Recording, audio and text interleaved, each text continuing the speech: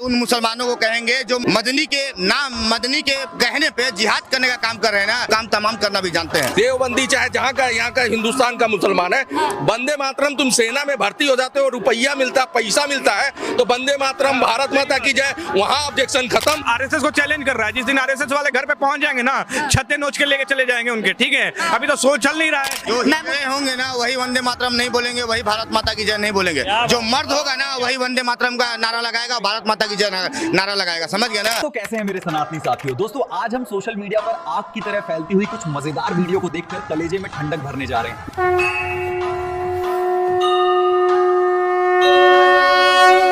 लेकिन उससे पहले आप लोगों से रिक्वेस्ट है कि कमेंट में जय श्री राम लिखकर वीडियो को लाइक कर दीजिए। तो चलिए चरम सुख की यात्रा प्रारंभ करते हैं। क्या कहना चाहेंगे सर? देखिए महमूद मदनी है, वो ये कहते हैं कि मुर्दा कौम वंदे मातरम बोलती है, और जो जब जुल्म होता है तब मुस्लिम है वो जिहाद करता है। क्या कहना? अब देखिए महमूद जो मदनी है उनको हम गरिया तो नहीं सकते हैं, ठीक है, क्योंकि थोड़ा सा संस्कारी परिवार से आते हैं। बाकी बाद में गरिया देंगे, खत्म।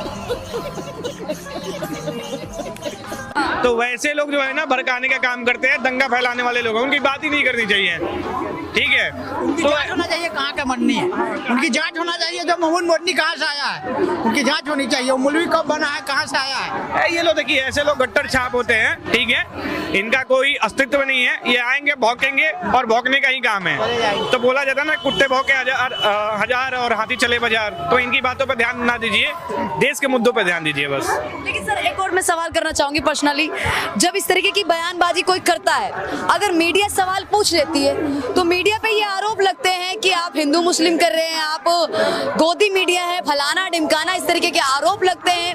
और ये कहा जाता है कि आप जनता के बीच में जाते हैं, कम्युनल वायलेंस है वो फैलाते हैं। इस तरीके के आरोप लगते हैं मीडिया पे, उनको ये एक टैग दे दिया जाता है कि आप लोग ये सवाल क्यों पूछ रहे हैं, जबकि ये सवाल जिस प्रकार से आप लोग पत्रकारिता करते हैं और जिस प्रकार से सत्य को धरातल पे दिखाते हैं वो काबिले तारीफ है। और इसके लिए अगर कोई आपको गोदी मीडिया, चाहे हिंदू पत्रकार, हिंदू मीडिया कुछ भी बोले तो बोलने दीजिए, सुनिए मत वैसे लोगों का, क्योंकि वो लोग भौंकने वाले लोग भौंकते रह जाएंगे। ठीक है, जो लोग आपकी मतलब जो आप सत्यता दिखाते हैं और जो लोग देखते हैं उस चीज को, और जो लोग समझते हैं कि वाकई में आप काम कर रहे हो, वो आपका समर्थन करेंगे। विरोध करने वाले तो इस दुनिया में बहुत पड़े हैं। मोदी जी का भी लोग विरोध कर देते हैं, तो इसका मतलब ये थोड़ा ना है कि मोदी जी रिजाइन दे देते हैं, बोलते हैं कि हम प्रधानमंत्री नहीं रहेंगे। तो ऐसे लोगों का सुनना ही नहीं है, ये बेफालतू की बात करेंगे।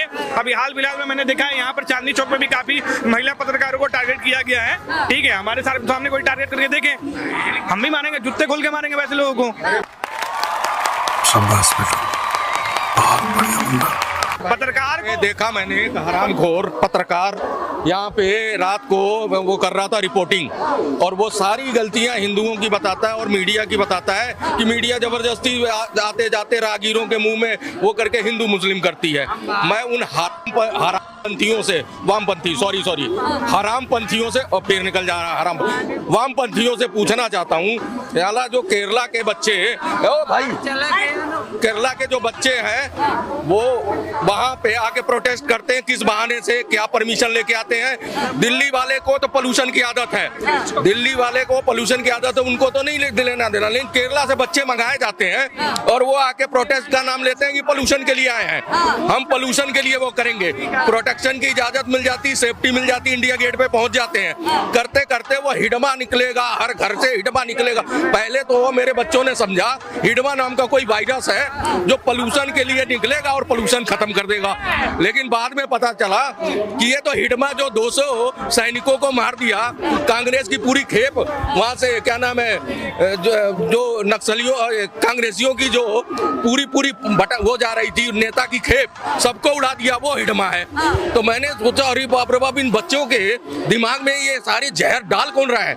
मतलब इतने हरामपंथी हैं, इनकी नस्लें ऐसे नहीं खत्म होंगी, इन की नस्लें तब खत्म होंगी जब इनको सजा मिलेगी। अब क्या हुआ, पुलिस ने उठा के उनको जेल में डाला, 3 दिन की जेल में वो छूट जाएंगे क्योंकि कानूनी कोई जुर्म तो किया नहीं है, तो उसको कोर्ट छोड़ देगी। और फिर वो जब बाहर निकलेंगे तो उनको ये पता है कि भैया जेल तो गए थे, अब तो हीरो बन चुके हैं और इसी से हीरो बन सकते हैं, तो वो खेप चलती रहेगी, नस्लें खत्म नहीं होने वाली। तो इसलिए सरकार को दोषी देना है या कानून को, कानून जो कोर्ट है उसको चाहिए, और जो हमारी सरकारें पार्लियामेंट में बैठते हैं उनके के सांसद, उनको चाहिए कि इस तरह की देश विरोधी गतिविधियां जो हमारे देश में पनप रही हैं, उनको खत्म करने के लिए कठोर सजा, फास्ट ट्रैक कोर्ट हो, इनकी सुनवाई हो। इतने दिन तक अफजल गुरु को बिठा के बिरयानी खिलाई, तुमने कसाब को बिठा के खिलाया, बुरहानी मरा था तो ये हरामपंथी 5 लाख की संख्या में जब जनाजा हवाले करा था सेना ने, 5 लाख की संख्या में पहुंचे थे। जनाजा हवाले करने की जरूरत क्या थी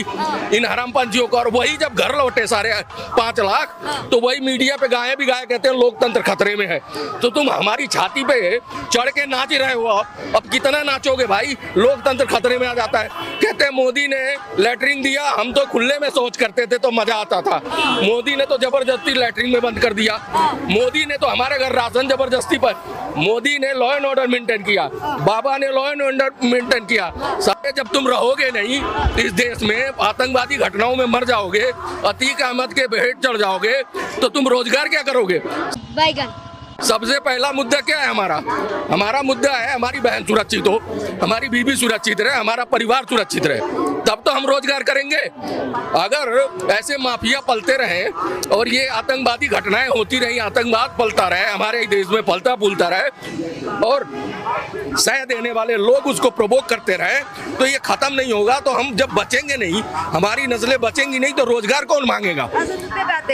महमूद बंदी ये कहते हैं कि जो मुर्दा कौमें होती हैं वो वंदे मातरम बोलती हैं। मैं इस पे चर्चा इसीलिए कर रही हूँ क्योंकि देश का मुद्दा है, इतने बड़े पद पे बैठे हुए जामित उलेमा, इनके ये अध्यक्ष, तो इस तरीके की बातें इनके बयान पे चर्चा करना बनता है। हालांकि मुझे बोल दिया जाएगा कि आप इस तरीके से खड़े होकर कम्युनल वायलेंस कर रही है, मुझे इससे कोई फर्क नहीं पड़ता। पर तो सवाल ये खड़ा होता है कि मुर्दा कौमें वंदे मातरम बोलती है, अगर आप वंदे मातरम बोले तो आप मुर्दा हो गए, अगर आप भी वंदे मातरम बोले तो आप भी मुर्दा हो गए।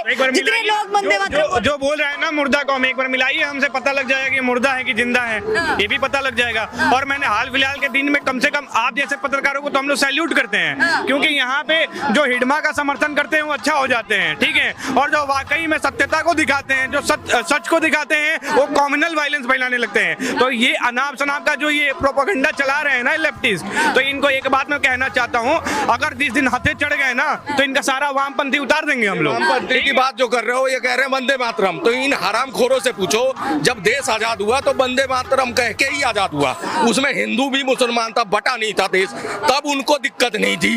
साले हरामखोर तब दिक्कत होती कि भैया हम तो आजादी ही नहीं लेंगे वंदे मातरम के नाम पे।